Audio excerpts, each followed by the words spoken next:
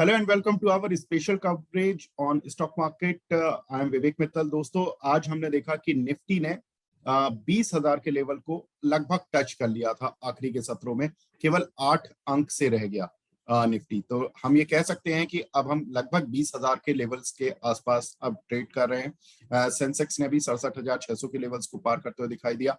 अगर हम कुल मिलाकर देखें तो आज मार्केट में एक नेगेटिव रुझान इनिशियली देखने के लिए मिल रहा था। कारण था कि रिलायंस की जो गैप डाउन ओपनिंग थी और वो होनी भी थी, जैसा हमने कल के एडिशन में बताया भी था कि रिलायंस में जो जियो का डिमर्जर है उसका एडजस्टमेंट होना था, जिसकी वजह से रिलायंस इनिशियली 8% नीचे दिख रहा था। ऑलमोस्ट 230 रुपए नीचे दिख रहा था रिलायंस। कल की अगर क्लोजिंग देखे रिलायंस की तो 2841 रुपए थी, जिसके मुकाबले आज रिलायंस करीब 2580 रुपए पर खुलता हुआ दिखाई दिया था। हालांकि बाद में एडजस्टेड प्राइस जो बाद में जो एडजस्टमेंट देखने के लिए मिली वो करीब 2620 रुपए पर बंद हुआ है। तो जो जियो फाइनेंशियल की ओवरऑल अगर हम देखें तो जो वैल्यू इमर्ज होकर आ रही है वो 200 से 250 रुपए के बीच में आ रही है। अब अगर देखते हैं कि जो दूसरा बड़ा ट्रिगर जो हमने कल भी बात की थी वो थी इन्फोसिस के रिजल्ट्स के। इन्फोसिस के रिजल्ट्स आ चुके हैं और इन्फोसिस के रिजल्ट्स में थोड़ी सी वीकनेस देखने के लिए मिल रही है। रेवेन्यू तो देखिए बिल्कुल इन लाइन विद एस्टिमेट्स है, लेकिन जो प्रॉफिट है जिसमें कि हम मान रहे थे कि करीब 1.5% का जाम देखने के लिए मिलेगा, 1.5 से 3% का, लेकिन ऐसा हुआ नहीं। इनफैक्ट प्रॉफिट करीब 3% गिरता हुआ दिखाई दिया। अब ये मैनेजमेंट की कमेंट्री काफी इंपॉर्टेंट होगी कि इस प्रॉफिटेबिलिटी के बारे में उनके क्या स्टेटमेंट रहते हैं, साथ ही आगे के आउटलुक को लेकर मैनेजमेंट की कमेंट्री किस तरह की देखने के लिए मिलती है। साथ ही अगर देखें तो आज के सत्र में हम देखें तो एग्री शेयरों में एक अच्छा उछाल आता हुआ दिखाई दिया। भले ही वो शुगर काउंटर हो, चावल काउंटर हो। चावल में अगर हम देखें तो दावत जैसे शेयरों में अच्छा उछाल था। एग्री में गुजरात अमूजा एक्सपोर्ट जैसी कंपनीज में अच्छा एक रुझान बनता हुआ दिखाई दिया। साथ ही शुगर काउंटर्स में like Bajaj Hindusthan, Renuka sugar, Dhampur sugar, इन सभी में एक अच्छा खासा जंप आता हुआ दिखाई दिया। कारण सिंपल है कि इंटरनेशनल मार्केट में कमोडिटी की जो एग्री कमोडिटीज की जो प्राइसेस हैं उसमें कल हमने देखा था कि 3 से 8% का जंप था, जिसका सीधा इम्पैक्ट इंडियन एग्री कमोडिटी से जुड़े हुए शेयरों में आता हुआ दिखाई दिया। केबल कंपनीज में पॉलीकैप के जिस तरह के ब्रोकरेज हाउसेस के आउटलुक निकल कर आ रहे हैं आने वाले समय के लिए, उसके चलते आज भी एक अच्छी तेजी बनती हुई दिखाई दी। अगर लूजर्स में देखें तो एबीबी जैसे काउंटर में और अमरा राजा बैटरी में, जिसमें कि जो कुछ हैंड्स चेंज हुए हैं उसका इम्पैक्ट आता हुआ दिखाई दिया।